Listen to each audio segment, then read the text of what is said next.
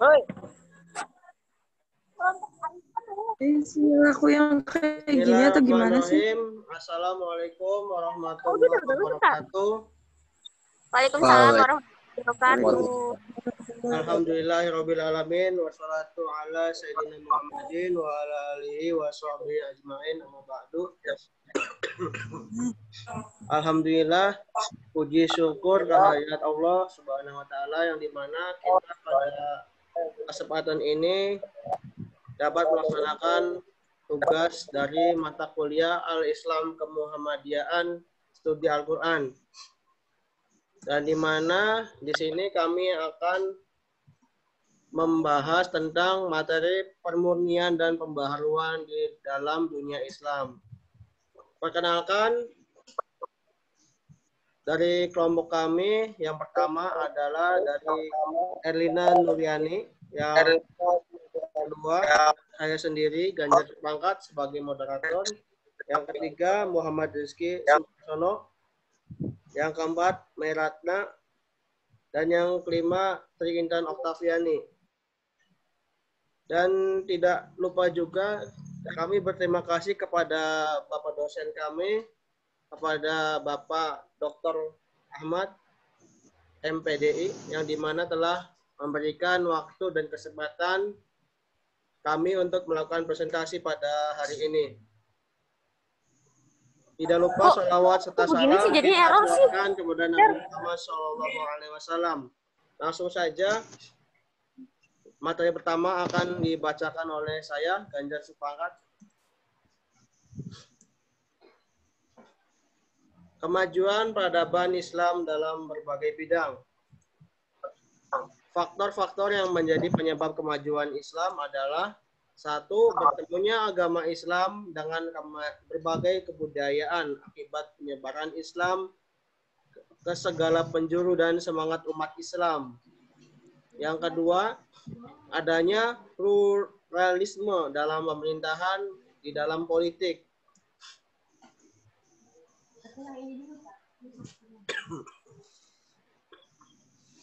Yang ketiga adalah memperhatikan stabilitas ekonomi dan politik. Yang keempat, mengadakan gerakan penerjemah sehingga umat Islam dapat mengerti dan mengetahui selain buku Islam itu sendiri. Yang kelima adalah berdirinya perpustakaan dan menjadi pusat penerjemah dan kajian ilmu pengetahuan. Selanjutnya materi akan dibacakan oleh Saudara Muhammad Rizky. Kepada Saudara Muhammad Rizky dipersilakan. Ya, bismillahirrahmanirrahim. Kemajuan peradaban Islam. Yang pertama, bidang filsafat. Minat terhadap filsafat dan ilmu pengetahuan mulai dikembangkan pada abad ke-9 Masehi selama pemerintahan penguasaan Bani Umayyah yang kelima.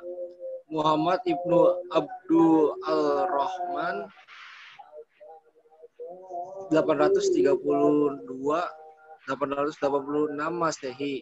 Bidang kedokteran mengalami kemajuan yang luar biasa. Banyak pakar kedokteran terlahir di berbagai wilayah Islam. Salah satunya yaitu Ibnu Sina adalah tokoh paling terkemukakan di bidang ini. Selanjutnya,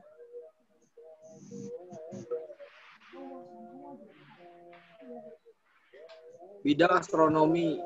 Bidang astronomi bermunculan para pakar, salah satunya Ibrahim Ibnu Yahya Al-Akhsa. Ia dapat menentukan waktu terjadinya gerhana matahari dan menentukan berapa lamanya. Ia juga berhasil membuat teropong modern yang dapat menentukan jarak antara tata surya dan bintang-bintang. Bidang matematika. Dalam bidang matematika dikenal beberapa nama tokoh. Al-Khawarizmi di samping sebagai pakar astronomi dan geografi, ia juga ahli matematika sekaligus penemuan angka nol dan penemu salah satu cabang ilmu matematika, algoritma yang diambil dari namanya.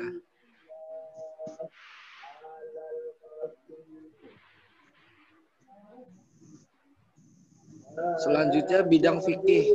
Fikih merupakan bagian dari ilmu-ilmu keislaman yang terkait dengan hukum syariat, dengan ditandai dengan lahirnya ulama-ulama besar di bidang hukum Islam dan para imam mazhab. Bidang tasawuf merupakan bagian dari aspek keagamaan dalam Islam yang menyentuh sisi ruhiyah, spiritual. Oke, selanjutnya materi akan disampaikan oleh Saudari Erlina Nuryani. Kepada Saudari Erlina dipersilakan. Oke. Selanjutnya yaitu sebab-sebab kemunduran peradaban Islam. 1. Faktor-faktor yang menjadi penyebab kemunduran Islam. 1. Pemimpin yang tidak bertanggung jawab. 2. Pengkhianatan yang dilakukan oleh orang-orang yang mengincar kekuasaan. 3. Pengaruh negatif dari aliran-aliran alam pikiran Islam periode sebelumnya.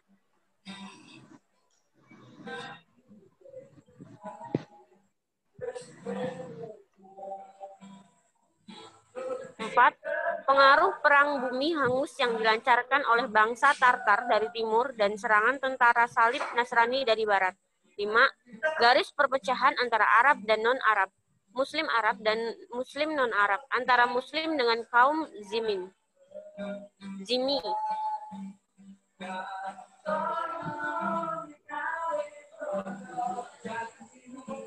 Selanjutnya materi akan disampaikan oleh Saudari Tri Intan Oktaviani. Dipersilakan. Perlunya pemurnian dan pembaharuan dalam Islam. Pertama, perlunya pemurnian dan pembaharuan. Abdul berpendapat bahwa untuk memulai pembaharuan dalam kalangan umat Islam harus mengembalikan pada pokok keimanan yang dipandang sebagai Islam yang sebenarnya. Abdul juga memandangkan agar tidak mengimitasi buta segala bentuk kebudayaan Eropa yang telah mewabah ke segala sektor. Dalam penerapan ajaran Islam, umat perlu selektif dalam penerapan ajaran-ajarannya. Artinya, Abdul menyerukan agar umat Islam kembali dan berpegang kepada Al-Quran yang sudah pasti menggambarkan semua syariat Allah atas kehidupan manusia. Sebab Al-Quran secara gamblang menerangkan siklus kemunduran, kehancuran, kejayaan, dan kebinasaan suatu bangsa. Dengan gambaran yang ada tersebut, maka umat Islam diharapkan mampu melihat keadaan dan kejadian yang telah silam sebagai cerminan yang akan dilakukan di kemudian hari. Di samping itu, umat Islam juga berpegang teguh pada ajaran Nabi yang telah beliau sampaikan kepada umatnya. Maka disinilah tugas para pembaharu untuk selalu mengedepankan pembaharuannya yang memotivasi umat agar bangkit dan keterpurukannya yang sudah begitu lama.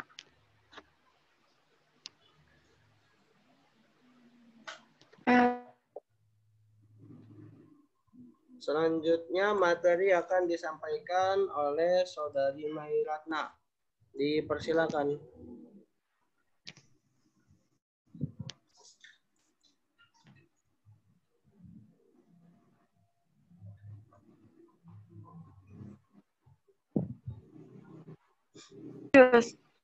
Error.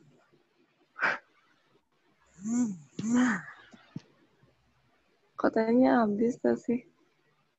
Enggak deh. Oke, dilanjut dengan Saudara Tri dulu. Silakan dibaca.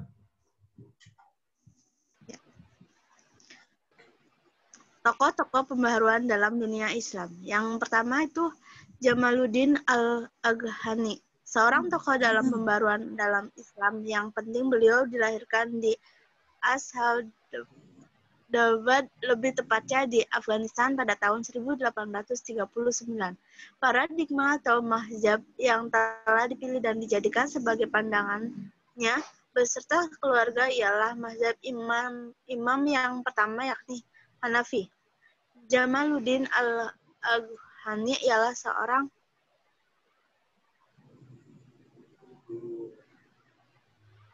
seorang tokoh-tokoh yang sangat berpengaruh pada pembaruan Islam yang ada pada negara Mesir. Kemampuan atau potensi yang dimiliki dan dikuasai oleh Jamaluddin ialah bahasa-bahasa yang sangat sulit di antara bahasa Afgan, Perancis, Rusia, Persia, dan Turki.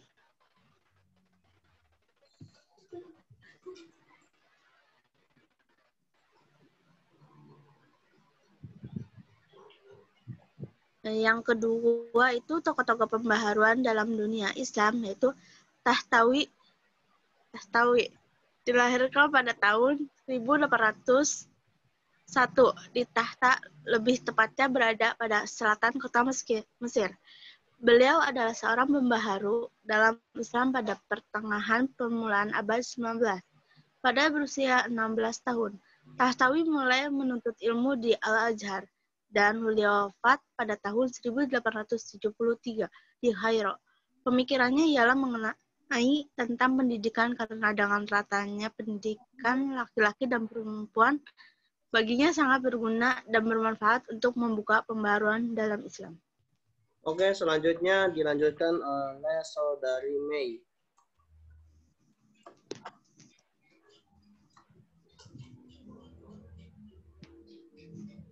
Saudari Mei.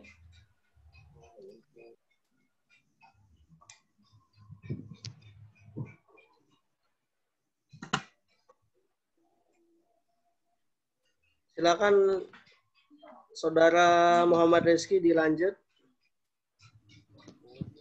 Ketiga, Muhammad Abduh dilahirkan pada tahun 1850 Masehi di Mesir. Beliau termasuk bukan golongan kaya. Lingkungannya ialah di pedesaan atau di pertanian. Beliau mulai belajar di Masjid Al-Amdi tahta pemikirannya.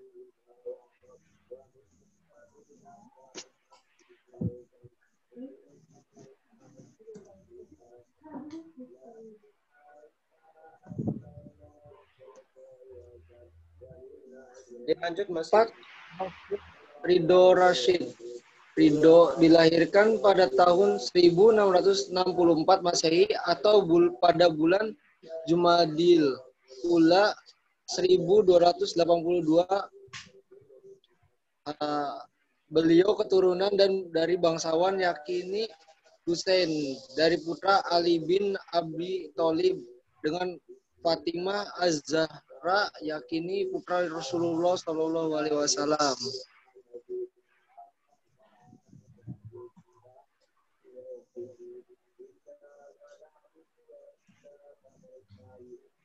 Silakan Saudari Erlina dilanjut. Bentar, White.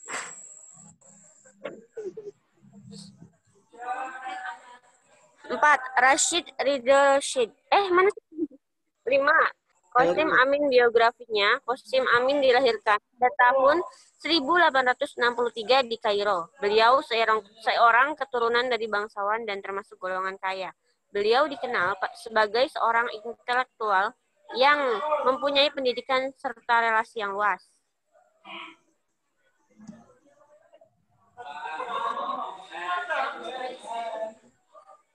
6. Toha Hussein dilahirkan di Isbat Al-Kilu pada tahun 1889 Masehi. Pada berusia tahun, Toha Hussein sudah mengalami penyakit buta. Akan tetapi semangat dan kecintaannya pada Al-Quran, Hussein berupaya menghafalkan dan mendalami ilmu Al-Quran. Pada berusaha 9 tahun, atas berkat Tuhan yang Maha Kuasa, Hussein bisa menghafalkan Al-Quran dan menjadi sebagai tahfiz.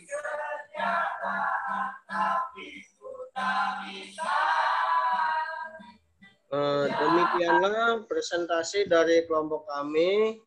Kurang lebihnya kami mohon maaf atas terjadinya gangguan jaringan atau sinyal.